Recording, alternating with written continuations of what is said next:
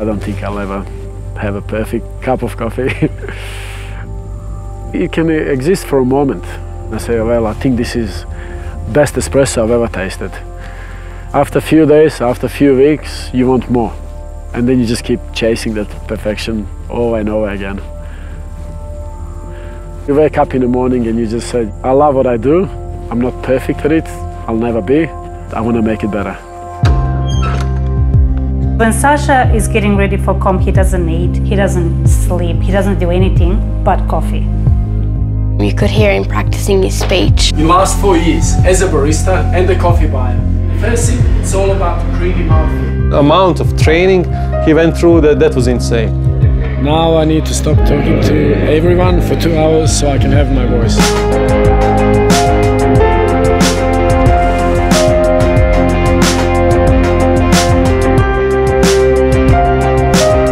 Welcome back to the 2015 World Barista Championships here in Seattle.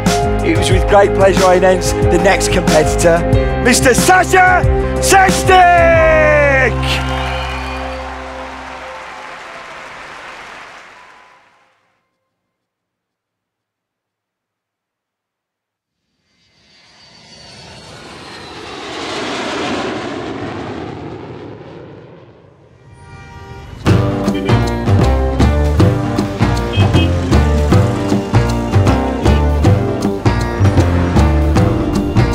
We are in Ethiopia and we're gonna do some cupping. And cupping is wine tasting for coffee. I've tasted this coffee 6 years ago, first time, and I've tasted blueberries and raspberries and blackcurrants. Yeah, it made me crazy. It made me fly to Melbourne in a coffee shop that was serving that coffee just to taste it again. I said, well, it was blueberries. Suddenly coffee didn't taste bitter anymore, and first time in life tasted fruity, and got me obsessed with it. Last year I found one of these coffee trees and I just gave it a big kiss and big hug. And yeah. Amazing apricots and honey.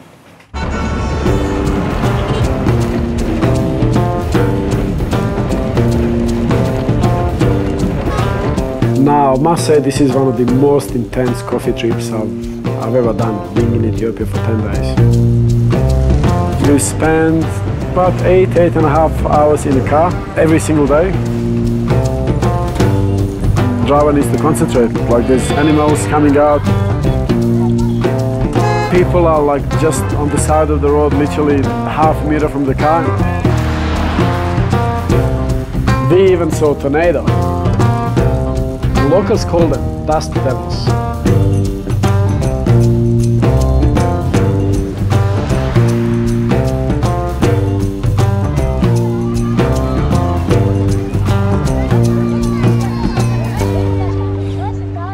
Let's go in the forest, huh? I'm looking for cherries. That's where coffee beans come from. But I want to find some really nice red ones.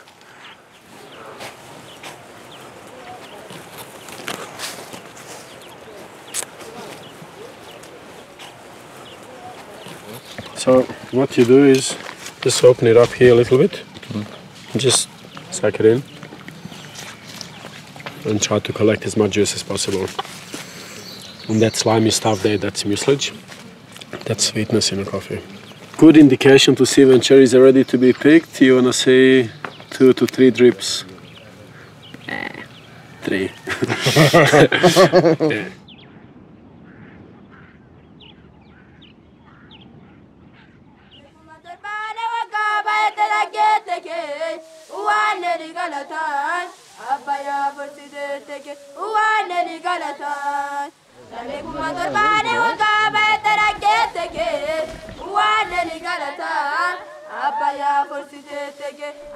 I was looking forward to come here for last year and a half and meet people behind the scene and why their coffee is tasting as nice as it is.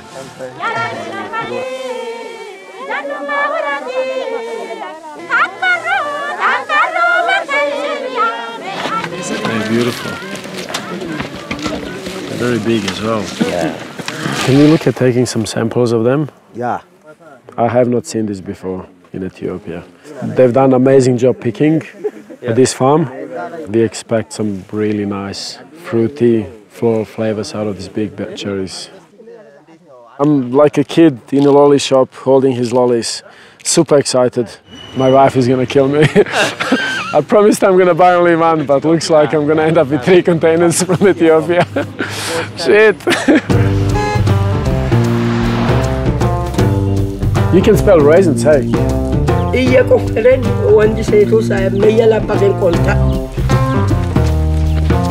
We've changed hotels, regions every second day as well. 12 hours in a car in a very awkward position. It wasn't fun. Sometimes I think coffee is not worth this pain.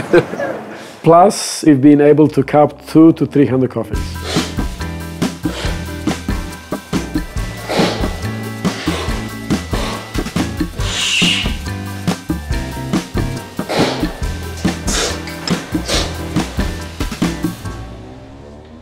So Bonga is sort of there, yeah? Yes. Bonga is around here, it may be. So we're going there. We're going to Bonga because I've heard of these wild coffee trees in Gesha forest. Few people have seen them. What's the plan? Like, I would really love to see wild coffee. If people want to chill out and I need to jump in a car and go, like, I have to see wild coffee while I'm in Ethiopia. Jump in a car. Yeah, or we're gonna go and walk and machete or whatever we need to do. Half an hour he can sit on the tractor. I can sit on the tractor for 2 hours. We can all hours. sit. I don't care. Yeah. Have a seat.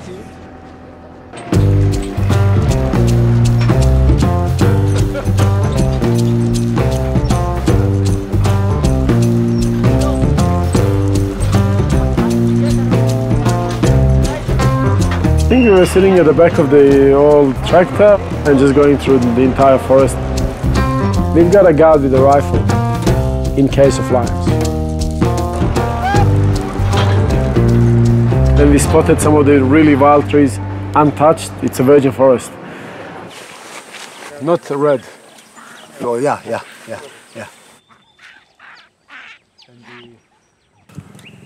It's pretty close, but that's not it.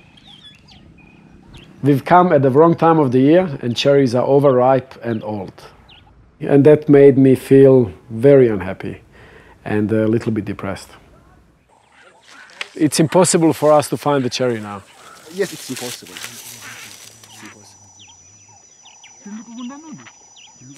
It's very rare to find it. It's a wild, it's natural coffee tree and it would be awesome to have a sample of that and collect the seeds and see what it tastes like. And if it tastes good, try to spread it throughout the world.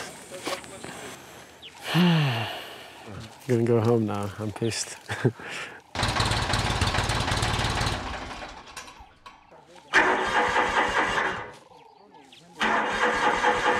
The tractor is broken down, so it looks like it's gonna be a nice long walk for us.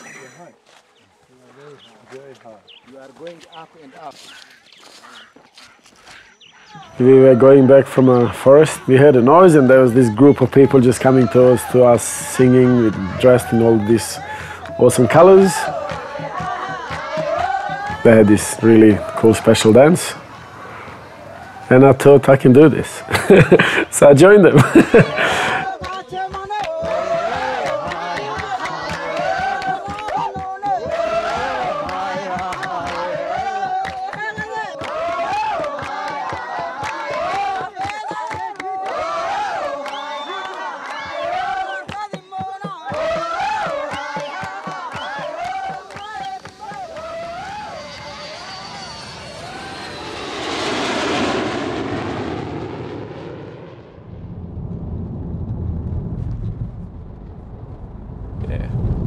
We are in Canberra, capital city of Australia.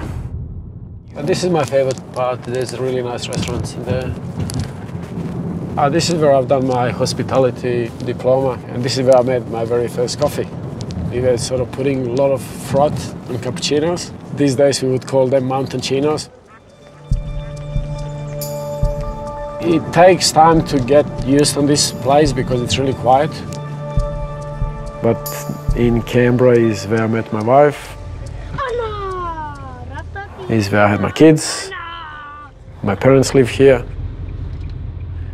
And in Canberra is when I got opportunity to fulfill my dream, my vision for specialty coffee.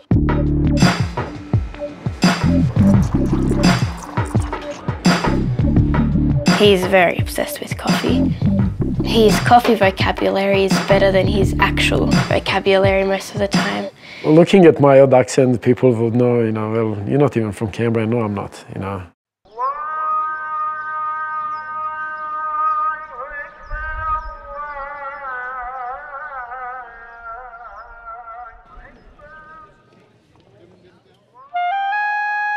I was born in Banja Luka, which is in Bosnia. Completely different than what my kids grew up in Australia. Of course, computers did not exist and video games. I had my little gang where I was a leader of my little pack.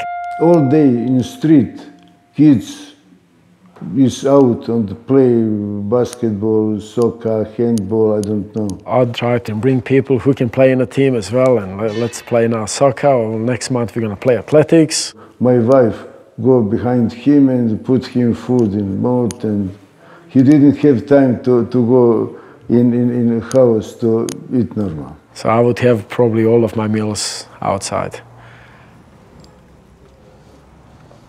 Any kind of brother or relationship that are 4 years apart, there was a lot of fighting. All initiated by him. When he was a child, he always made any trouble. My grandma, for example, would keep her eggs on a balcony outside, and I'll just get the eggs and I'll see postman on a bike, and I'll just, chuck some eggs on him as well, and I was creative, eh? Troublemaker. Look, he was always full of love for me and parents and everyone, but it was just a little bit too much energy. Never stop. He think he can go through the wall.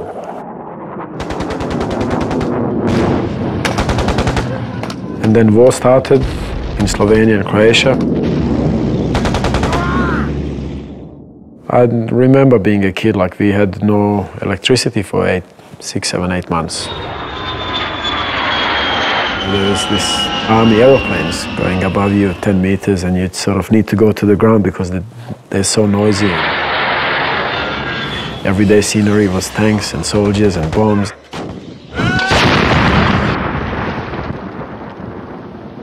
I did not really want to take a part of any of the sides because my mom's side is Muslim and my dad's side is Orthodox. So we moved to Serbia. We were lucky enough that my brother was a very good handball player. Handball is very big in Europe. It's non-stop, it's very physical. There's a lot of body-to-body contact. And I always pulled my brother with me, and he was always joined to our senior team, our professional teams. And we wanted to be best sports people we possibly could, the best handball players. But then political situation in Serbia was getting worse and worse. We finally decided that we need to leave. At that time, we couldn't wait to get out. We moving in Australia February 1996. I think that Sydney 2000 Olympic Games, that was very tempting for us. It's a dream of any sportsman to be part of Olympic Games. And we managed to get a visa. When we arrived in Melbourne, it was a different planet for us. All you think, how do I fit here? It was hard. We didn't have skill to work, to support us, neither my parents did. Our biggest problem when we came to Australia was just English. We didn't know one English word.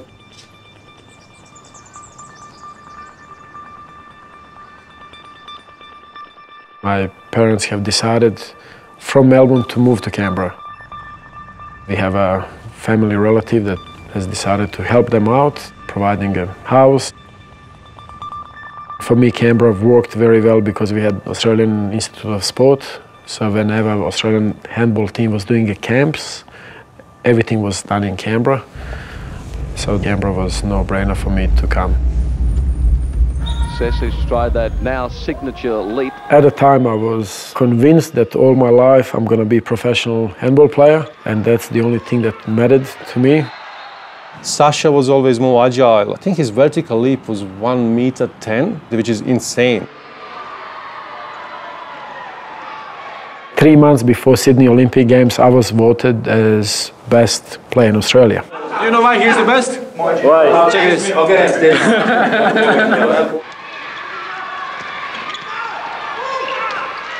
I was youngest handball player in the entire Olympic Games, being only 21, 22 years old. But no manager approached me after Sydney 2000. Yeah, I was a little bit lost for a couple of years. Did not know what to do and where to go and what to look for.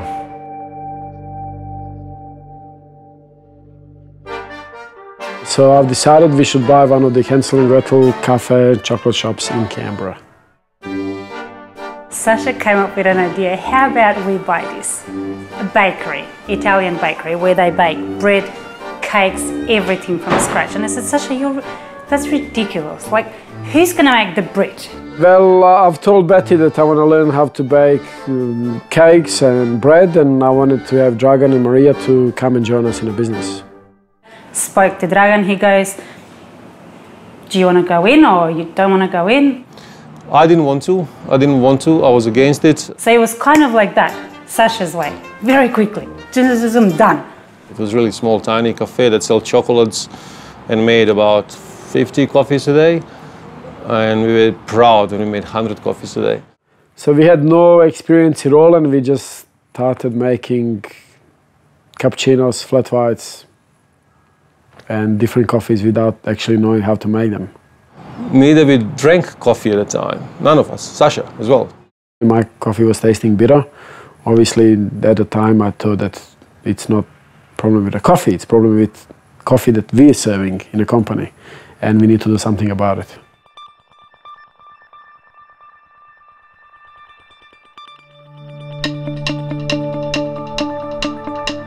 The big leap forward was our trip to Sydney. We checked out specialty coffee booth at a food show. It was nothing like we had. It was nothing like we were making or drinking. Tasting some delicious coffees there, I've actually realized that there's lots of skill into not just making coffee, but also roasting coffee. I remember Mum and Dad telling me that in our old house, that's where he started roasting coffee. And then from there, he moved on to a little garage. And that's when Sam came along and then he started roasting coffee for us. First time I hated him, I thought the guy was a jerk. He came into a comp and he stole my grinder and all my stuff. He had no gear and ended up beating me. At least he's going to let me keep some of the coffee. I can run it at work, and he basically even like scraped every single bean out. I was like, thanks for your grinder. I'll come and see you in a week, and didn't come and see me for 4 months. We work very long hours, but what's amazing is when I see Sam starting roasting at 6 o'clock in the morning, and he's still roasting till 5 o'clock in the afternoon, and you talk to him and he loves what he does.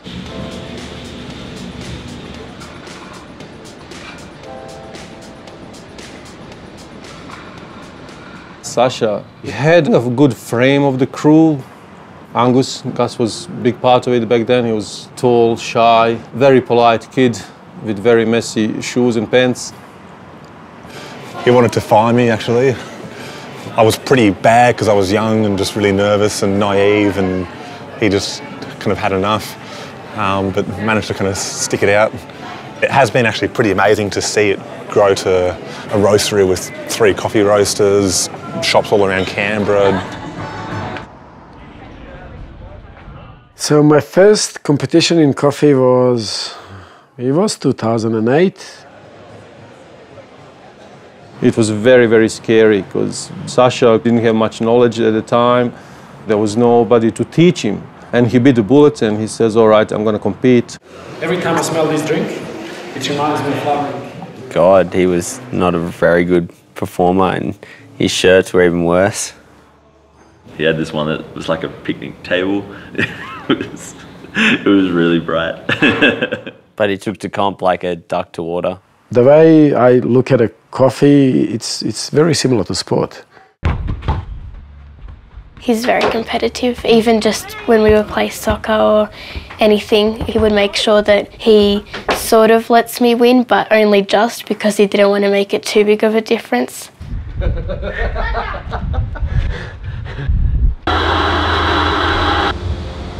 I was not a big fan of my coffee from supplier at the time, so I decided to do my own research and to learn where coffee comes from and how do we actually get that best possible coffee in a cup. Have you ever wondered how coffee ends up in your cup? My dad did. The first thing he learned is that it all starts with the bean. But did you know that coffee beans are actually seeds? It's true. The seeds grow inside cherries. Yep, cherries. You can eat them and everything. Coffee trees are usually planted on the sides of mountains in countries close to the equator. Each cup of coffee can taste really different, and that's because it depends on how you process the beans.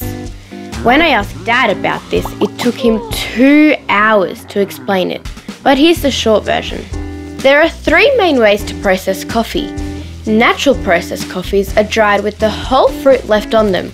While they dry, the beans absorb fruit flavours, intensifying body and sweetness. Washed processed coffees have the skin and pulp stripped from the cherry before they're washed. This increases clarity and acidity, usually creating more refined flavours in the cup. Finally, honey processed coffees have the skin stripped away, but the pulp is left on while they dry. It brings out body and sweetness, plus it improves the acidity and flavour. After processing, the beans are milled to remove the husk. The best coffee is then sorted by hand before it's exported. And finally, a barista grinds them up, adds hot water, and there's your cup of coffee. Everything makes sense? Now you're a coffee nerd, like my dad. So I travel a lot around the world sourcing coffee. We've confused it a bit. Sasha told us we were going to Central America with a bunch of coffee people to visit all these farms, and first stop was Honduras.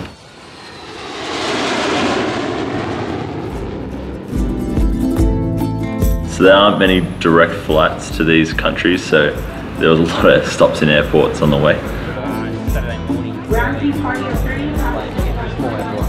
It was Dragon's first trip to coffee region,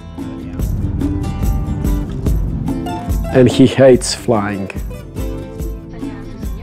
That was such a long plane ride to get to Honduras. We were all so tired when we got to Honduras, except for Sash. He was so excited.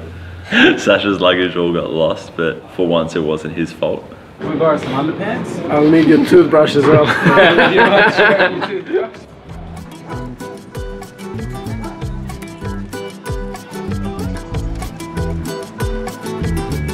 Honduras is a very poor country. There's not much infrastructure, you can see there's not much money, streets, public spaces, nothing is like back home. They're doing it hard.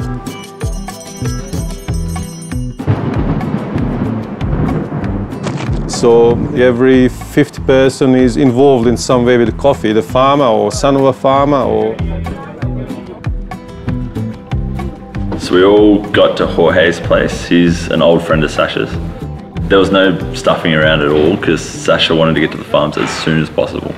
Okay, after asking how you are, it's good to see you, but after that, after all the greetings, when we are going to the farm. Enjoy San Pedro. For us, the roads are okay, but if you are a stranger, you can find those roads very difficult and very dangerous.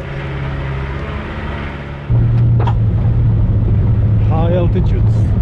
Yeah, I'm praying not to throw up.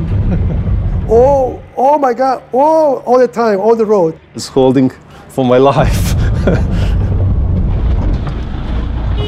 This is gonna be extreme dragon now. Should I walk? If you had a problem with this, you definitely need to walk because this is fun. You wanna sit in the back? Yeah, yeah. Let's go. Okay.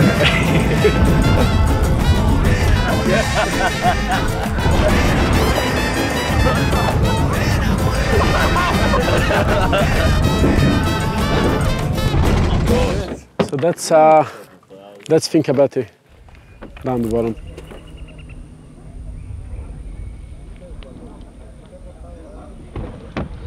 Okay.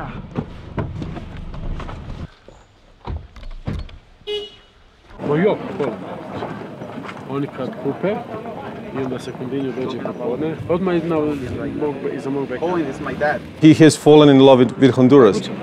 Honduras is just, I don't know how many steps above everybody else in his book. It was way different to any of us expected. It's not actually rows and rows of coffee and you go in a casual mode and pick. It's quite a bit of a rock climbing operation to get those beans. Hay que estar bien almorzado para subir a esa montaña, porque es a pie. See how crazy is this? On one tree, you're gonna have like little buds ready to start flowering. You have green beans. It might make your view of the lake shit. And you also have ripe cherries, like here.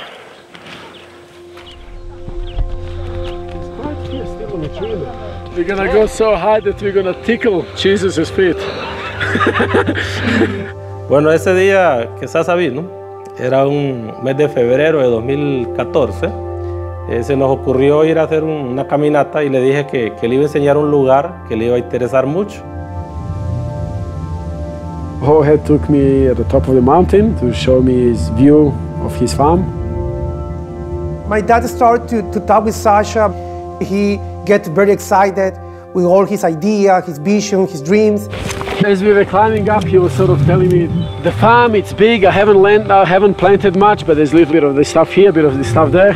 It's hard to grow it quickly and there's no finances and the funds, and I don't know if there's a buyers, that if I plant everything, if buyers are gonna come and buy these coffees. And then he kept walking, and then I said, wow, look at this. I think I can help him to bring buyers and promote this coffee worldwide, and I'd love to be part of this community. I'd love to have a farm here. That was the moment. That was the moment when he decided that was the right decision to be part of this community. Yep. And then we just kept talking of these insane ideas that maybe Aussie guy should own a farm in Honduras. I feel that Betty was like a worry about that Sasha was doing that kind of things. So I said, well, if I possibly call this farm same name as my wife, which is Betty, she might not hate me so much. Yeah, so I came home, I said, hey, I bought a farm. It definitely wasn't a normal conversation like, oh, you know, this is what's happening, there's this place, it's a good opportunity, nothing like that. It was like, yeah, how was your day, what's happening, oh, by the way, yeah, we bought a farm. And then he continued on to something else. And I kind of wanted to give her a couple seconds because I knew his first instant reaction is like, come on, like, this is a bad idea, are you normal? Like, what are you doing? You're buying a farm in Honduras? So he said, oh, but you know what, I've named it Finca Betty, so I've named it after you. And I'm thinking, gosh. So she had a few tears. She wasn't as mad at me anymore. Look, it's a great thing. It's nice to have a farm and it helps him with his experiments and developing more and stuff. He's saying you would have to dig your own. Thanks, mate. My wife will be proud of me. Yeah, exactly. I might drink this 5 years' time. It's going to be delicious. So now we're flying to Colombia to hunt for that perfect coffee that I want to use for my barista competition. and I always love coming to Colombia. I worry a lot. I talk to people and I say, oh, Sasha's in Colombia. Everybody's like, oh my God, Colombia. Not the safest place in the world. It was kind of weird. There were like 5 cops with their guns and everything. Something dangerous had happened, or there were some dangerous people they were looking for or something. They came in like in the hall watching us all cut. They're like, oh yeah, it's just for your safety. And it's sort of, what? We need safety while we're in this hall cutting. I bet Sash didn't even see the cops. I didn't notice cops until we actually left.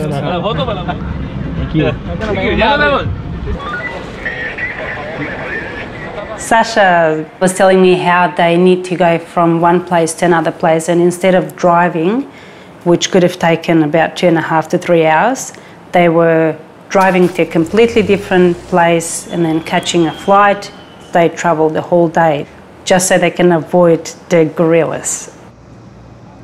There was a lot of troubles, you know. Colombia went through almost civil war just back in the 90s with guerrilla and everything. You just need to walk around them, and I've never had any problems.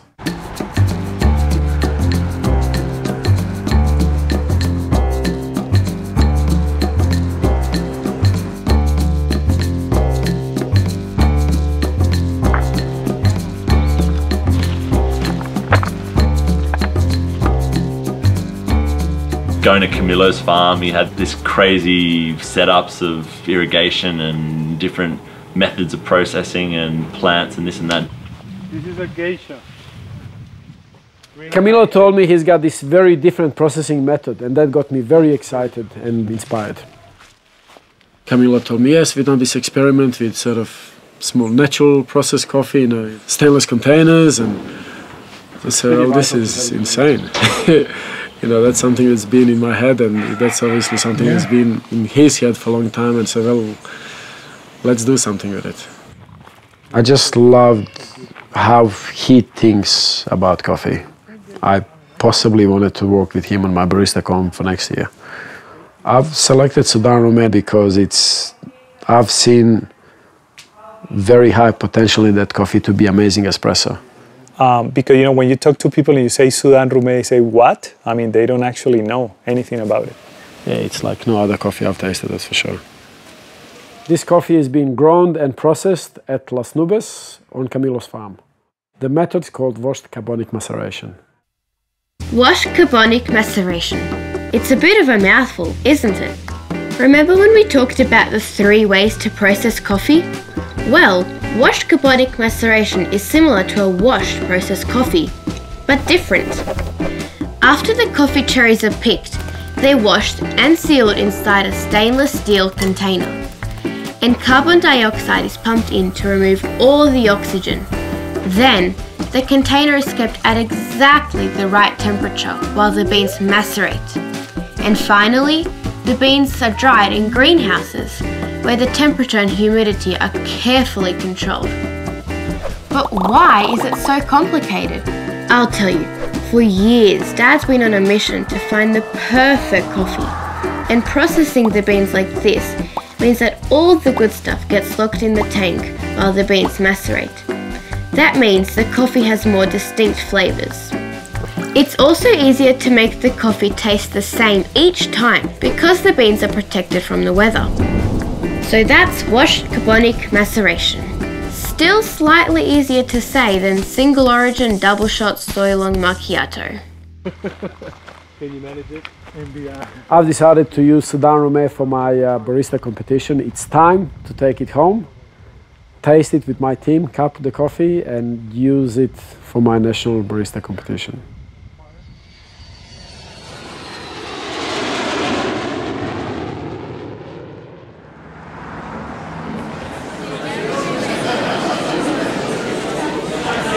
He's the current World Barista Champion. So I said, World Barista Champion.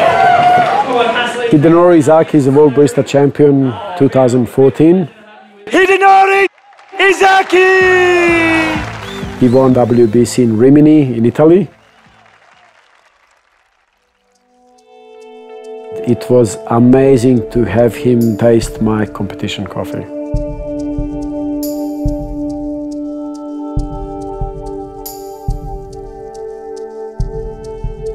We had a cupping session, and then after talking for a few days, we've learned that we share a lot of similarities, a lot of same values. I found, where it's called jam and nectarines and peach, and I saw like this is natural process. But then when it cools down, it turns into raisins and ports and like winey or maybe brandy characters. He knows a lot of things about the coffee, and I taste it. Boom. Flavors like exploding, such a nice coffee. Is it clean? It's no.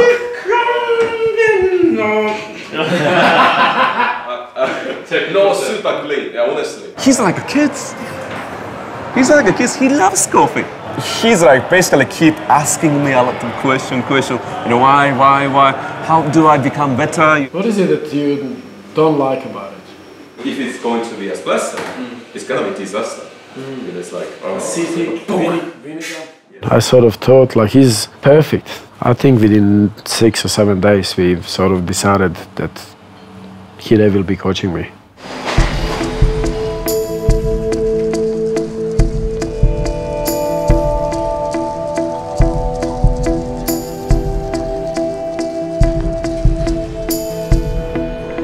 So this is Sasha's 7th time doing Australian Barista Comp. But this time he had Hide with him, so it was a completely different mindset. It was really cool. Barista competitions. They actually do exist. They're basically the Olympic Games, but for baristas. You might find it a bit confusing, but don't worry, I'm here to help. Okay, in a competition you've got 15 minutes to make and serve 3 sets of 3 different coffees. An espresso, a milk-based coffee, and a signature drink. With the signature one, you have to combine the coffee with other ingredients to make the coffee taste extra delicious. For each drink, you get to choose your own beans. Dad loves this bit. A good routine shows off where the coffee comes from, the story of why it's so special, and exactly what each drink is going to taste like. Competitions need judges, and barista competitions have heaps. Before the start of your routine, this huge group of judges walks on stage. You have to serve coffees to 4 of them. They're the ones you talk to about your coffee. Then there's 2 that check every move you make, and 1 more that keeps an eye on everything. It looks pretty intense. My dad says the most important thing is to have amazing coffee, and that the coffee tastes exactly the way you say it will. There are 3 rounds, and if you want to win, then you have to get everything right each time. Whoever has the best coffees and the best routine ends up being the champion. Barista competitions, they really do exist. Nationals was interesting for us because we knew that our coffee was good. We knew it was exciting, but it's hard to have faith in something when every time you've gone confident down, you've just been off the mark. But this year he was being coached by Hidenori. I guess it was like a secret weapon, bit of extra backup. Coach is very important. Someone that brings some synergy into the team. I was checking about every single details, like how you interact with the judges. For example, giving eye contact and smile is very important. Exactly. So when the customer's coming to your shop, from the gate, you give a smile. Welcome. Exactly. That's the point. And the amount of training he went through, that was insane. It's crazy. He will call me at 10, 11 p.m. and talk about the flavors, and I'm falling asleep listening about it. You've got to remember, this guy's an ex-Olympian. So he's focused on training, being regimented in doing things, and lots of energy goes into his performance. He's extremely passionate about what he does. That's Sasha. I was so upset last year when he stuffed up his drinks in the final round, his signature drinks.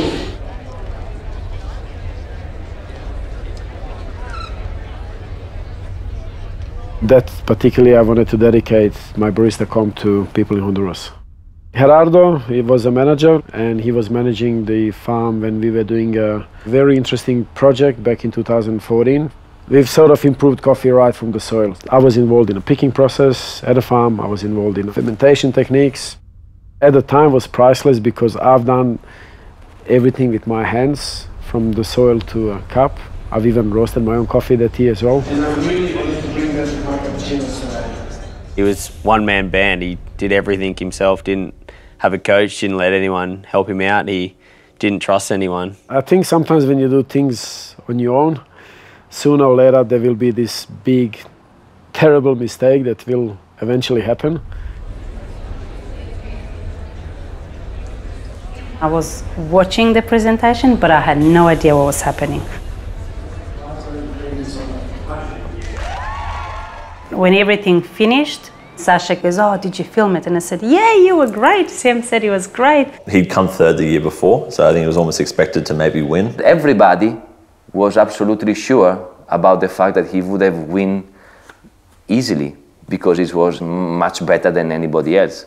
I remember 3 people, like, he stuffed up. I'm like, no, he didn't, no, he didn't, no, he didn't stuff up. He was perfect, he was amazing, he's got it. He goes, I'm not sure, let me watch the video. And so he watched the end part and he was like, oh. When we look at it, it's such a silly little mistake which should not happen. No one was watching his actions. All we're doing is watching him speak, and he wasn't watching his own actions. I was watching him. I didn't notice him putting the same drink in the same cups twice. And then I counted it through several times. I didn't believe that he had possibly mixed them up. And it wasn't until we went backstage and, you know, the remnants of his drinks, tasting them, and it hit me, and he was like, maybe the judges didn't notice. Everyone saw. Everyone saw. So 2 judges will have intensely sweet espresso, intensely sweet signature drink, and the other 2 judges will have espresso as a signature drink. So that was the year he lost. I was pretty depressed. I didn't see him for hours. I think he disappeared, and he was really rattled by that. Yeah. This was another incredibly close competition. These guys are all very experienced. Before announcement, I knew I failed. Well, I've never seen him that broken, very flat. It was hard night ahead and hard day driving back to Canberra. After a while, Jorge Lanza called me, and I thought he just wanted to make me feel a little bit better about, you know, how poorly I've done. But then he told me, Sasha, I have some really bad news. The person that is in charge of the farm was killed. So we are really in shock. He said Gerardo was murdered. Yeah, he left 2 beautiful boys behind and his wife. And while I was serving Gerardo's coffee,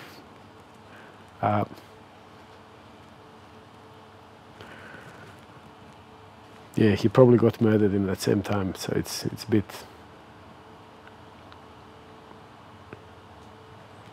He would not talk to anyone, and you can see that he's always somewhere else, very distant. I think there was a good period where he just wasn't the same. It took him a long time to come around to, even the thought of competing to him was something that he was ready to give up. I had no idea what I wanted to do with the comps. Deep in me, yes, I wanted to go. I did want to go another year because that sort of gave me an extra strength, and another reason, if I go and compete, what do I want to talk about? You know, that relationship between the farmers and consumers, that's, to me, most important in this entire coffee chain. He needed what happened in 2014 to make him realise that it's not just about how you speak, it's about everything, it's about being in control and really focus and want to not make any mistakes, just be perfect. And I think it really showed in what he did the following year. He was able to recharge the battery and say, fuck, no, next year I'll make it much better and I'm gonna win. Now I have opportunity to improve this coffee even further without going back to the farm. So I'm going to highlight sweetness, texture and flavor by using techniques and also ingredients to to give you new experience from my espresso.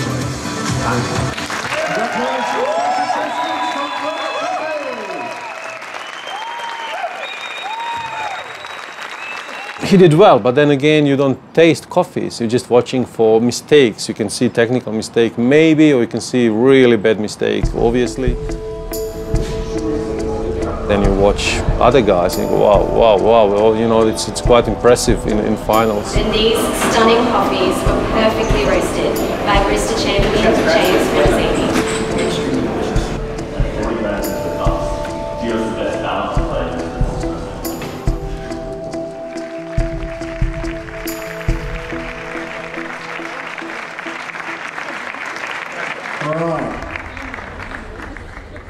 Sasha and I were both in the finals and we were really hoping one of us would win.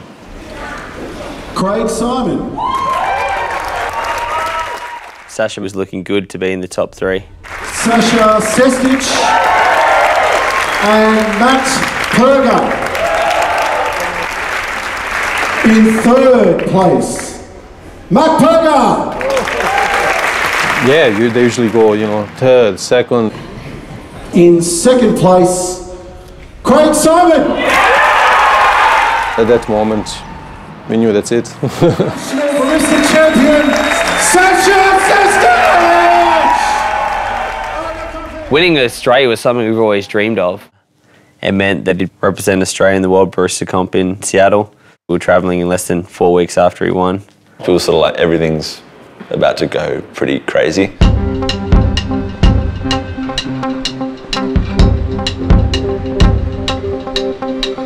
Once we got back, it was straight back into roasting coffee, straight back into rehearsal. There wasn't any time to sit in and really absorb what had happened. From, let's say, 6 o'clock in the morning, he would go to the roastery and practice. As a coffee buyer, I've met so many wonderful producers. He lost a lot of weight. It was a bit scary. He was just drinking coffee the whole time and he was quite stressed. But he was really focused. Like as Kira was advising me, I needed to have entire team. Like we cannot talk about the Sasa Sestic without talking Kelly, Sam, John Gordon. It's a team effort. It's not a one-man show. It's about 8:30 at night, and I just finished packaging Sasha's espresso, and I realised that there's more espresso, and there's more espresso, and there's more, and more, and more, and more, and even more. There's a million logistics. Yeah, it's a nightmare. The amount of stuff is just insane. Just think of 16 bloody suitcases worth of stuff. Some of them weren't even suitcases.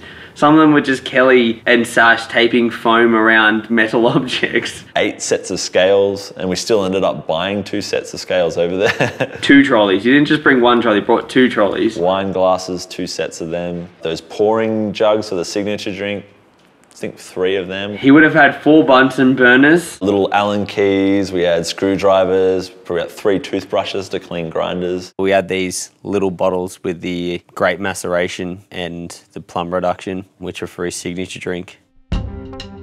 we had like 150, 160 kilograms of coffee ready to go. We've calculated that we can take only, I think, about 80 kilograms of coffee, which was very tough. It's only around 10. Sydney airport was fun because we started going to coffee shops, getting ice. All the reductions, the grape macerations, if we let that get too warm, it'd start fermenting. So we had to keep that on ice in thermoses. We divvied it up into little 50-gram bottles and then stashed them through everyone's bags. The security cameras would have been wondering, what are these people doing? It was risky, but I'm sure the last ones were in his pants, tucked away safely, just in case. He was getting that on the plane no matter what.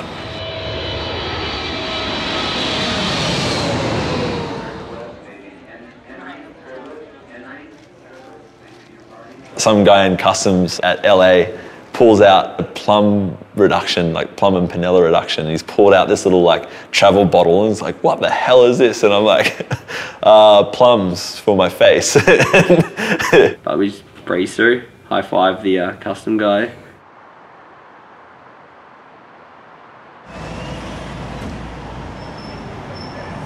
The ones that travelled upstairs have got a slightly better aroma than the ones that are. Oh yeah?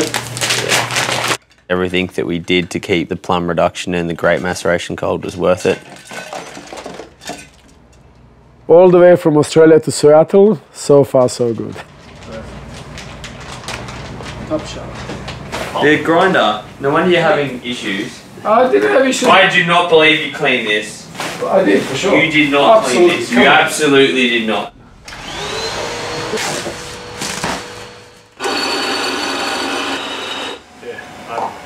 I'm actually happy that it's this far. You did that, you got it. The amount of money we spent on wood is just ridiculous. Much more better. Should we close that door in case housekeeping goes past and I'm varnishing shit on the floor? I believe that relationship between a farmer and consumer plays new but very important role in specialty coffee chain. And my inspiration to work with Camilo is because I, as a barista, want to serve you an amazing coffees. If you made any mistake and you cannot talk, just pretend to be normal. Yeah. Right? That gives bad impression for the judges. Yeah. It was very lucky that we'd been involved with Hide and he'd done this already before. Obviously, you've got confused and upset. If you spill or you feel like you're fucked up or whatever on the over there or like in front of the machine, and just be normal. Yeah. Don't talk. Right? So if you keep talking like this, then you're gonna be talking when you make a mistake in the station. Right? So just be calm and be usual, right? Can we do a full presentation again, or Yeah. you just want to have signature drink to taste? We can do the whole presentation. What do you prefer? Yeah. And such just keep your tempo, right? Be conscious about your tone Voice, yeah. of your voice. All right.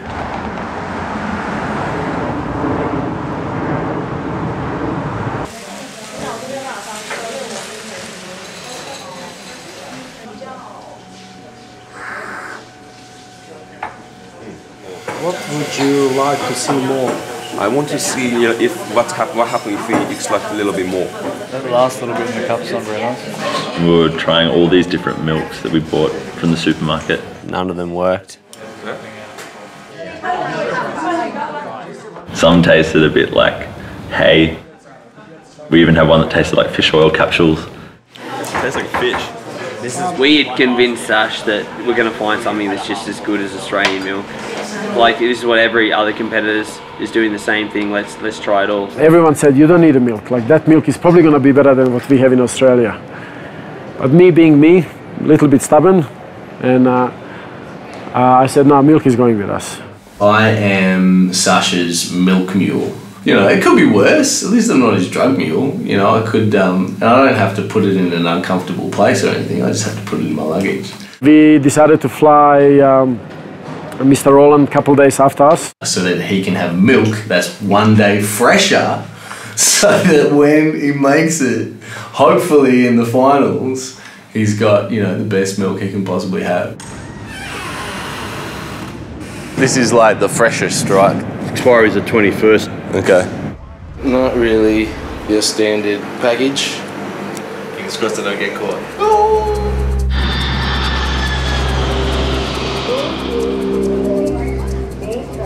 So I'm in the airport and I was umming and ahhing. I'm like, oh, do I tick the box that says I have something to declare? Do I not? So I walk up to the guy and, you know, do you have anything to declare, sir? And I was like, oh, yeah, I've got some milk. He's like, milk? I'm like, yeah. And he's like, oh, okay. Got a message, hey, he's gone through custom, he's safe. We all just started hugging each other. I definitely remember him kissing me. So yes, we're gonna have that raspberry candy tasting coffee again, hopefully. These 6 liters of milk were most precious 6 liters of milk in my life, and they will ever be most precious 3 bottles of milk. think it's good to relax, chill out, and have a awesome day tomorrow.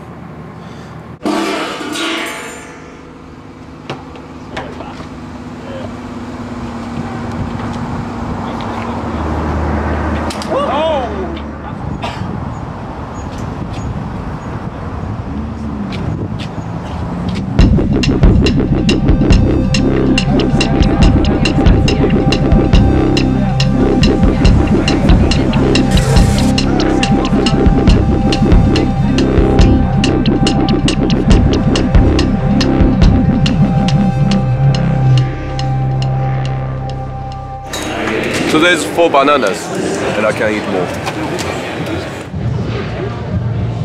Sasha's in a good mood. If you can give the great impression to the judges in the round 1, it's gonna be great. All right, good? Let's smash it. My usual routine with Hire was we sort of hide somewhere from everyone. And now before routine, we sort of went to loading dock. I started shaking his hand like he's my judge. And then I called time and I started, explaining my routine.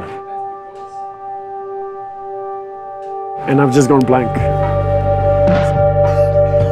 I can control my nervousness by myself. It's easy, but I cannot control his nervousness. I've completely lost not only what I need to say, but what I need to do. Then I started sweating and panicking, getting pale. So this is no good. He got upset, so I'm gonna have to handle him. He goes, wow, can he pull this off?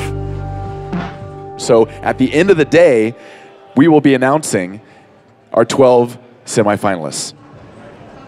All up there were 52 competitors from 52 different countries around the world. The Barista Champion of Mexico, everyone, Julieta Vasquez Rivera. She was very nervous. And I'm always worried when they, serve the espresso and they're putting it down on the judge's plate and you can hear the clatter. I'm like, hope they don't spill it. Thank you very much. A round of applause for the Barista Champion of Mexico! Maxwell from the UK just got this huge block of ice, and he had his little holes drilled in to keep his little flavour things for his signature drink cold.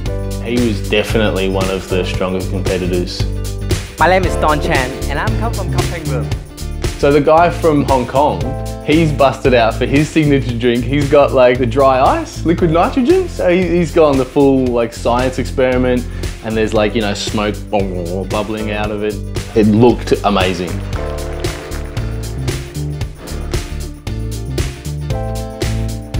Okay, music first, please.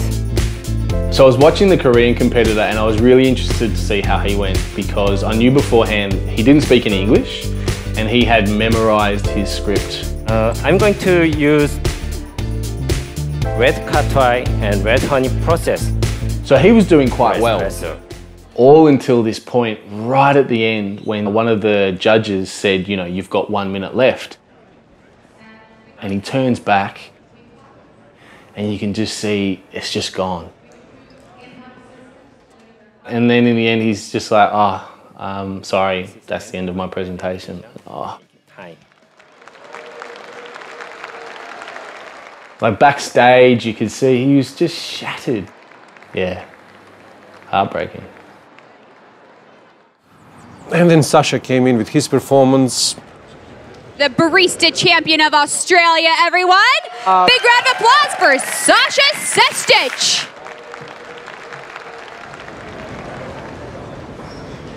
I don't want to be near Sasha. I'm more nervous than he is. I'm just watching everything he does very closely. Didn't sleep last night. Doing the two-step nervous. Setting breaks. You good to go? Beautiful. Time. It is really good to be here with you today. In the last 4 years, as a barista and a coffee buyer, I've met so many wonderful producers. And together, we share the ideas and experiments to help improve quality. I think he looked a little bit flustered when he was doing his setup. It was not convincingly jumping out. So guys, in these booklets in the front, you'll see information on Camilo, about Camilo and the farm. These booklets are for you to keep, so please, after presentation, take them back with you. I'm going to start with the signature shots, but once again, welcome. I remember him speaking really fast. We were just like, slow down, you're moving too fast. And he looked rushed and fast hand movements, all this stuff. So technical judges, I am going to use my distributing tool today. The hardest part about being there was having the looming possibility that you're going to put all this effort in and day one you'd go home. Now I'm just going to cool down these signature shots, but for now can you please turn over to page number 1 in your booklet, and you will see that processing is very unique. Being emotionally involved, you hope. You don't look at it rationally, you know, you just want him to go through the first round. So when I combine this milk with my espresso, you're gonna get very creamy mouthfeel, amazing raspberries, and a hint of caramel. And that's my time. Thank you very much.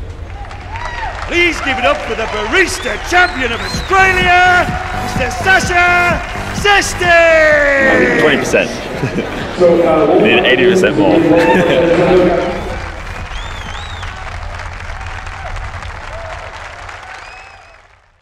We all gathered there for an announcement of the top 12 semi-final. All right, are we ready to do this? Yes. All right. Our first semi-finalist tomorrow in the 2015 World Barista Championship is the Barista Champion of the Czech Republic, Adam Neubauer.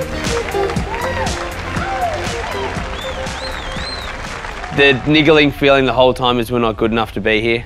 Coffee's not good enough, we're too inexperienced. You're competing against the best in the world. John Ryan Singh.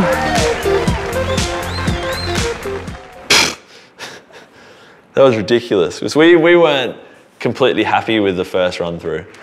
They're calling out all these names and we're just like, oh God, like, are you serious? He's gonna get bowled out in the first round. The country of Hong Kong, the cupping room. It wasn't said, but you could feel it. If Australian competitor doesn't make top 12, it's a little bit disappointing, you know, going back home. The Barista Champion of Norway, Alexander Hansen. 2 spots, one of them goes through, Sasha is still standing there. And one last spot left, there was another, those two solid competitors with Sasha standing on the side. And we were just like, oh, come on, like. And I said, this is it, you know. It's time to go home. One last final competitor. Thank you, thank you. In some order, representing the country of Australia, Sasha Sestic.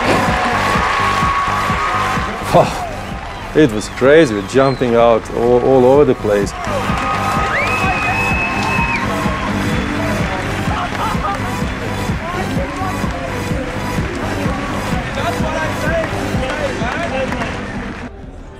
It was hard because we wanted to be excited about it and he wanted to be excited, but I don't know if everyone knew, he was really unwell. I wanted to hide myself because I had no power to talk to anyone. When Sasha is getting ready for comp, he doesn't eat, he doesn't drink, he doesn't sleep, he doesn't do anything but coffee. I'm not sure whether he was aware how exhausted he was. We wanted to celebrate, but he was so sick he had to pretty much go back straight to the hotel room. I think he was running on adrenaline. And he said, we have to go to the hospital. And it's like 5-6 minutes walk. So I said, can you walk for 5-6 minutes? I couldn't walk, so I was pretty much sitting or lying down while Betty was finding a taxi for me. We jumped in a taxi.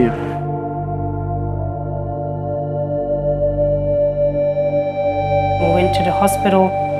That's when he kind of got absolutely exhausted. He couldn't talk.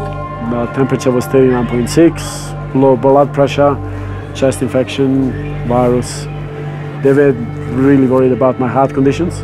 They gave him, I think, 2 bottles, full bottles, through a drip. And I kind of pulled Betty's arm and I said, Betty, just tell them what's happening tomorrow. Tell them to get it fixed. Ask them to give him some more of this, whatever this is. And I knew that he was going to go and do the semi-finals the next day, even though he couldn't literally walk. So it was just finding a way to explain to these people in the hospital, please get him on his 2 legs. And all night she was waking up every 40 minutes and an hour, giving me different antibiotics and all these different medications I needed to get my body back in shape. So.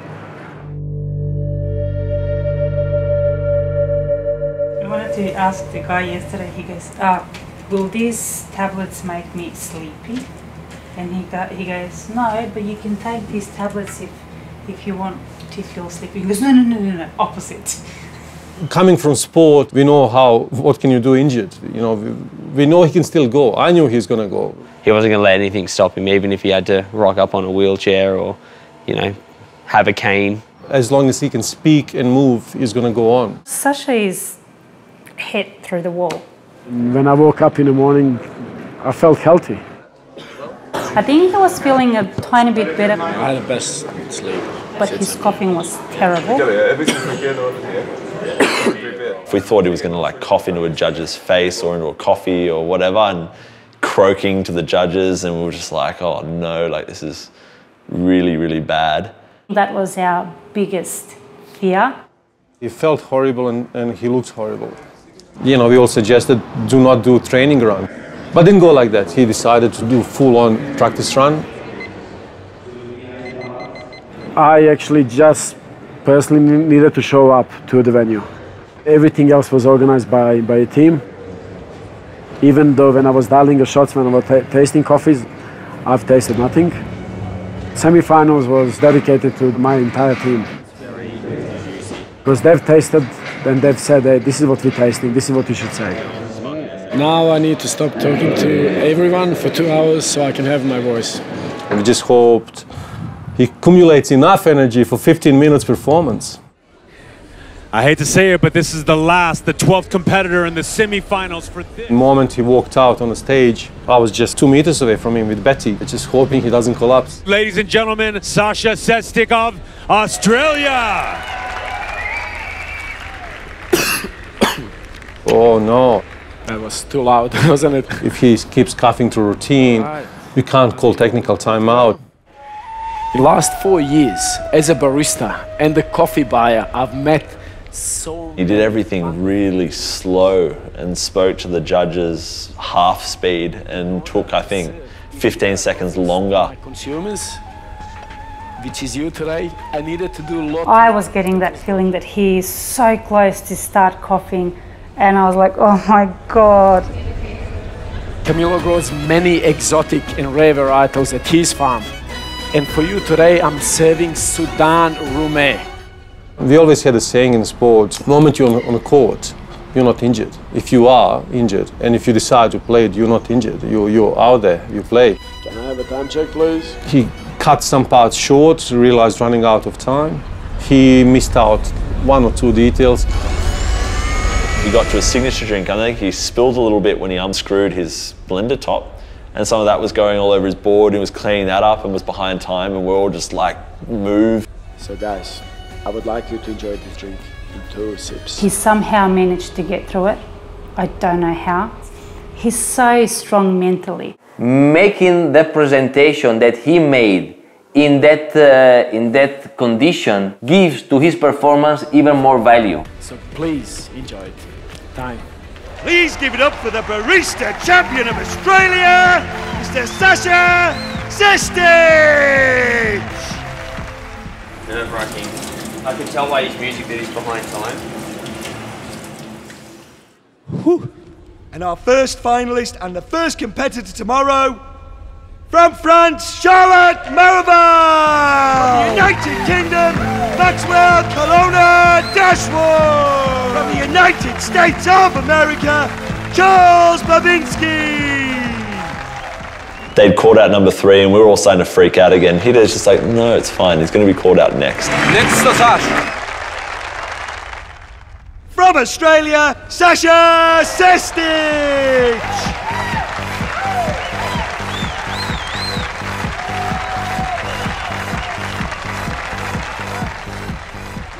I think he came through as number 3, which was still impressive being that sick. It was a good, solid moment of proving yourself, yeah.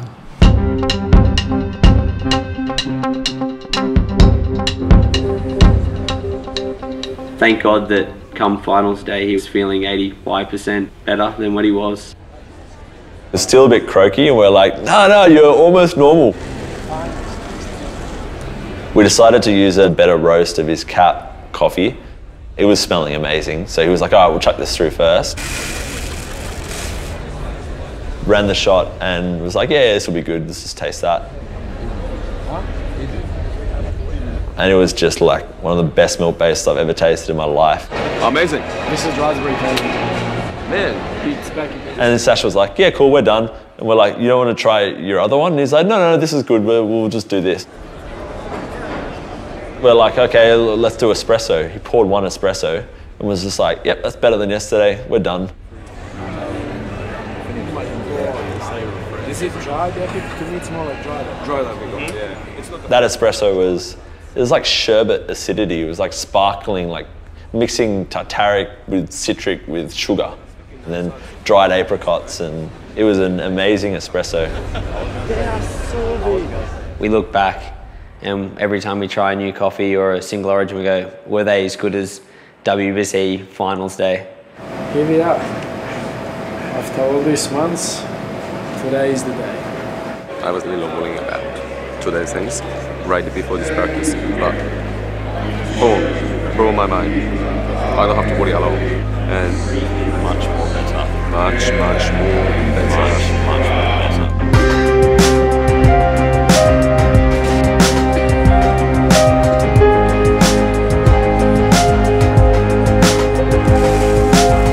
The Barista Champion of Australia, Mr. Sasa Sestic!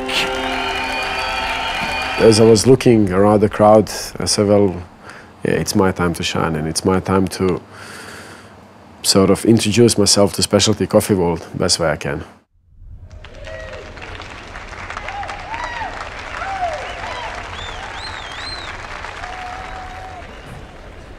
Okay, so shall we have music, please? Right from his first sentence, and it is really good to be here. You could just see that he was ready to do it, he was focused. It is really good to be here with you again. So in last 4 years, as a barista and also coffee buyer, I've met so many wonderful producers. It's the only time I've ever, in the entire time being with Sash, that I've actually managed to watch him and feel like he's in full control. Yeah, goosebumps watching him. So guys, coffee I'm serving today is from Camilo Marisande, from Colombia. He built this unique greenhouse system to protect these coffee trees from UV rays. We managed to get 4% more sugars in this system comparing with the Latino common shade, and that's what's gonna give you more sweetness in your espresso. He was talking, looking at them, making eye contact whenever he could. While he was grinding, he was looking across, are they okay? It was brilliant. Like, he was the least nervous guy in the room. Our processing is very unique. And that's because we call this process washed carbonic maceration. And I drew my inspiration from winemakers. I've never seen him deliver something so passionately and so controlled and like, this is my stage sort of thing. Lately, I've been loving these very fruity natural process cappuccinos. So what I've done is I blended 50% of natural process Sudan Roumain, 50% of washed carbonic maceration process. So when I combine this milk with my espresso, you're gonna get very creamy mouthfeel. Raspberry candy and hint of white chocolate. I think this coffee is just delicious. Seattle, let's hear you take the roof off for the cappuccino! When he got to the signature drink, we're like, all he has to do is just finish this and he's done it. He was in control.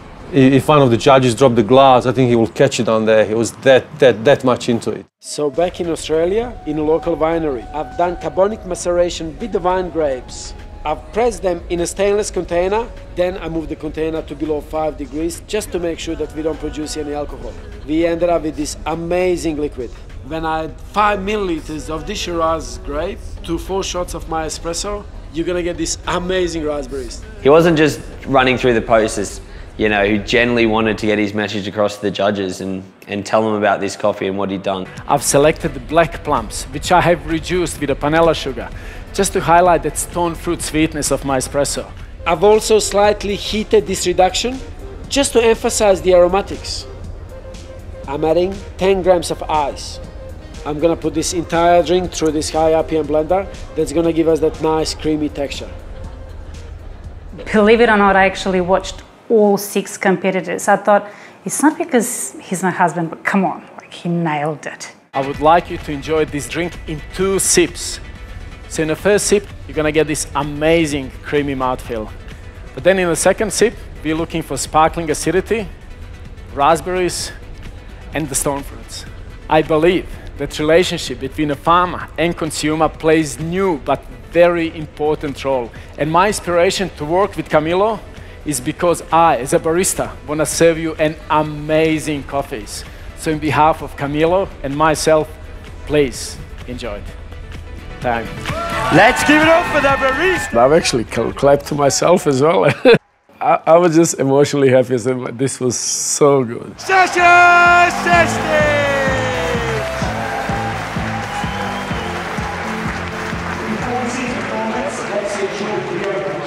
I knew that this is the best presentation I've done ever. Regardless, finish number 6 in the finals or number 1, I knew that this was my best shot and I could not possibly do anything better than what I've done in the finals.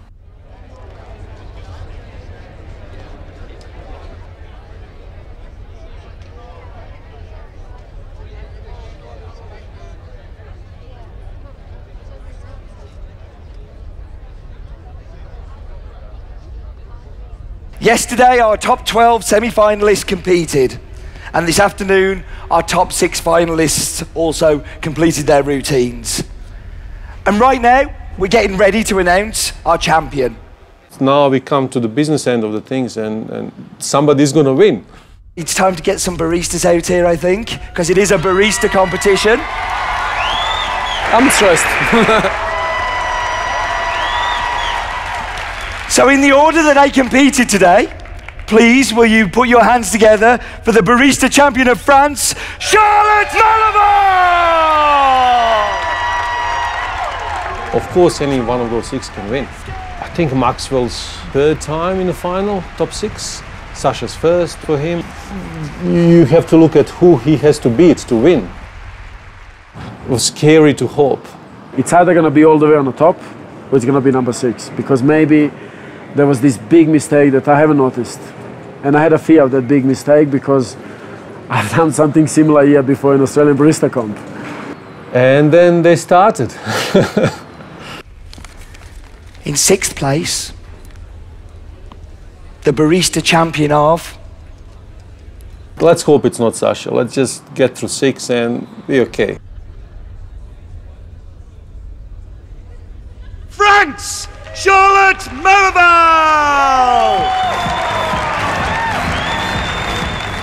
After, they announced Charlotte for number 6, I actually had a bit of breathing space.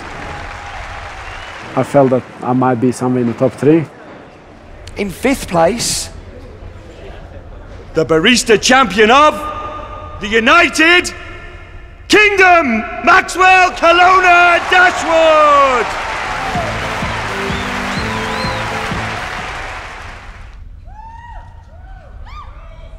In 4th place, the Barista Champion of Hong Kong, Dawn Chan Kwan Hu!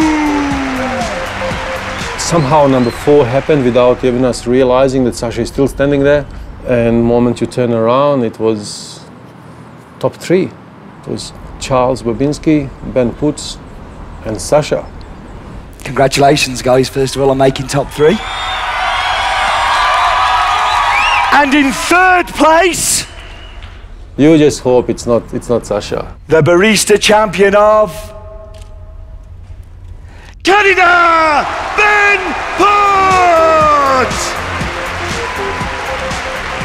So when they announced Ben Putz as number 3, this is when I freaked out.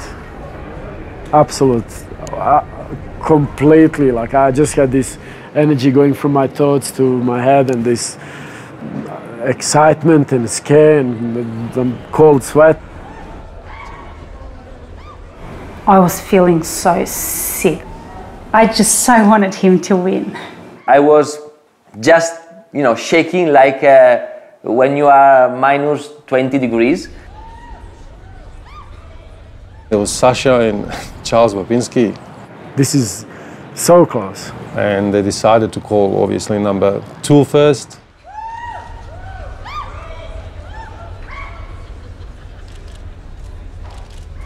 In second place, the barista champion of... And they paused for ages. Oh, come on, like... It was just like waiting for what was to come next. Couldn't say it any slower. The barista champion of, and he's standing there and goes... The United States of America, Charles Babinski!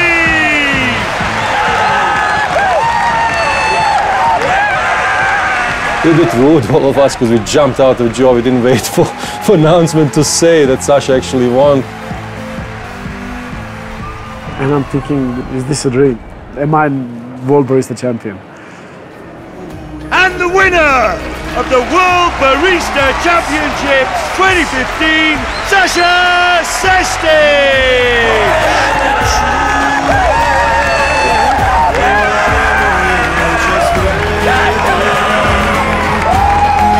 Seeing Hire coming over with the trophy, and I just hugged him. I could not stop hugging him. I think poor guy probably had a bruises.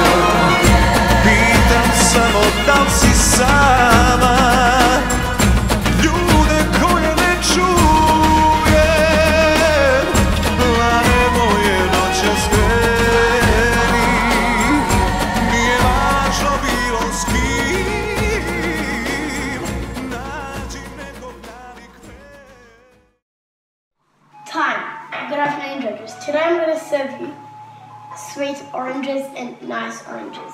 These lovely juices are going to blow your mind. In your first sip of this orange, look for seeds. Oh, sorry, no, I'm not done. I'm looking for these that much. Thank you.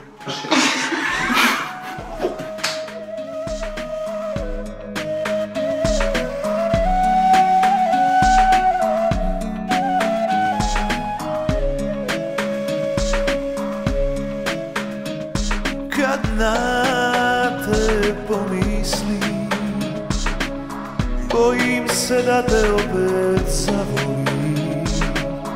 U modre usne zarijem zube, da pravu bol zaboravim.